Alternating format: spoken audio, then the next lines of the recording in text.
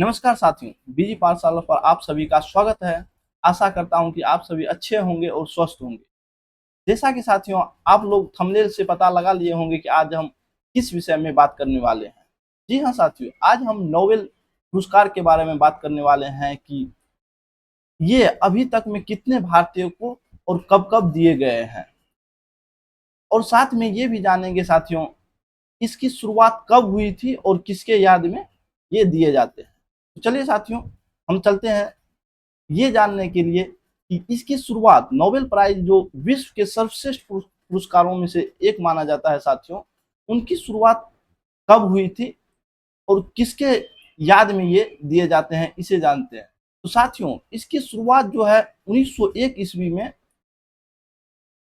Alfred Nobel, जिसे कि dynamite के खोजकर्ता के रूप में भी जाना जाता है साथियों, उसी के वसीयत के अनुसार जिस जो उसने 1895 ईस्वी में अपनी वसीयत में लिखा था साथियों कि हमारे संपत्ति का अधिकांश हिस्सा जो है विश्व में जो सर्वश्रेष्ठ पिछले साल सर्वश्रेष्ठ काम किए होंगे उन आदमी को पुरस्कृत करने में दिया जाए।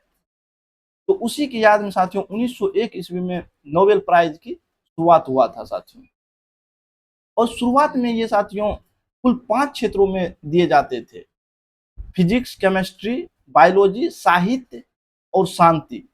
इन 5 क्षेत्रों में दिए जाते थे शुरुआत में साथियों, जब इनकी शुरुआत हुई थी। फिर बाद में 1969 ईस्वी में अर्थशास्त्र के क्षेत्र में भी ये दिए जाने लगे साथियों। फिजिक्स, केमिस्ट्री, बायोलॉजी, साहित्य और अर्थशास्त्र, इन 5 क्षेत्रों में स्टॉकहोम जो कि स्वीडन की राजधानी है वहां से दिए जाते हैं। और साथियों शांति के क्षेत्र में जो दिए जाते हैं वो ओस्लो, नॉर्वे की राजधानी ओस्लो से दिए जाते हैं। तो आइए ये जानते हैं साथियों कि अभी तक में ये सर्वश्रेष्ठ पुरस्कार जो कि विश्व के सर्वश्रेष्ठ पुरस्कार के रूप में जाने जाते हैं नोबेल प्राइज, उसे अभी तक कितने भारतीयों के को और कब कब ये सम्मानित किए गए हैं। साथियों आपको बता दें कि रविन्द्रनाथ टैगोर जी को सबसे पहले 1913 ईस्वी में गीतांजलि के लिए, उनकी रचना गीतांजलि के लिए साहित्य के क्षेत्र में नोबेल पुरस्कार प्राप्त हुआ था, जो कि दक्षिण एशिया में माना जाता है कि उन्हें सबसे पहले इस पुरस्कार से सम्मानित किया गया था साथियों। नेक्स्ट व्यक्ति है साथियों सीवी रमन जी।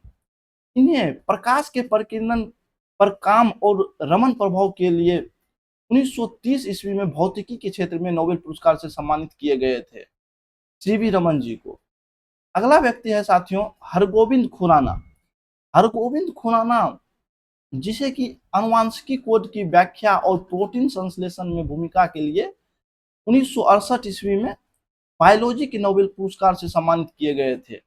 ये भारतीय मूल के अमेरिकी नागरिक थे जिन्हें कि 1968 ईस्वी में चिकित्सा के क्षेत्र में नोबेल पुरस्कार से सम्मानित किए गए थे। अगला व्यक्ति है साथियों मदर टेरेसा। जी हाँ साथियों, गरीबों के कल्याण, बच्चों की सेवा के लिए और बीमारों और बेसहारा लोगों की सेवा के लिए इन्हें जाने जाते हैं, जिन्हें कि 1979 ईस्वी में शांति के लिए नोबेल पुरस्कार से सम्मानित किए गए थे साथियों। अगला व्यक्ति है साथियों सुब्रमण्यम चंद्रशेखर जी। तारों की संरचना और विकास के सैद्धांतिक अध्ययन के लिए 1983 ईस्वी में फिजिक्स के नोबेल पुरस्कार से इन्हें सम्मानित किए गए थे। ये साथियों भारतीय मूल के अमेरिकी नागरिक थे। अगला व्यक्ति है साथियों अमर्त्य सेन, जिसे कि कल्याणकारी अर्थशास्त्र में योगदान और सामाजिक न्याय के सिद्धांतों पर कार्य के लिए 1998 ईस्वी में अर्थशास्त्र के क्षेत्र में नोबेल पुरस्कार से सम्मानित किए गए थे। नेक्स्ट व्यक्ति है साथियों वेंकट रमन रामकृष्णन, जिन्हें कि साथियों राइबोसोम की संरचना और कार्य के अध्ययन के लिए 2009 ईस्वी में केमिस्ट्री के क्षेत्र में नोबेल प्राइज से सम्मानित किए गए थे। ये साथियों भारतीय मूल के ब्रिटिश और अमेरिकी नागरिक थे। अगला व्यक्ति है साथियों कैलाश सत्यार्थी जी। जी हाँ साथियों, इन्हें बच्चों और युवाओं के दमन के खिलाफ संघर्ष और शिक्षा के अधिकार के लिए 2014 में शांति के लिए नोबेल पुरस्कार से सम्मानित किया गया था। इनके साथ साथ मलाला यूसुफजई जो कि पाकिस्तान की व्यक्ति थे साथियों, उन्हें भी इन पुरस्कार से, शांति पुरस्कार से सम्मानित 2014 में किए गए थे। अगला व्यक्ति है साथियों अभिजीत बनर्जी। वैश्विक गरीबी कम करने के प्रायोगिक दृष्टिकोण के लिए 2019 में अर्थशास्त्र के क्षेत्र में नोबेल पुरस्कार से इन्हें सम्मानित किए गए थे। ये साथियों भारतीय मूल के अमेरिकी नागरिक थे।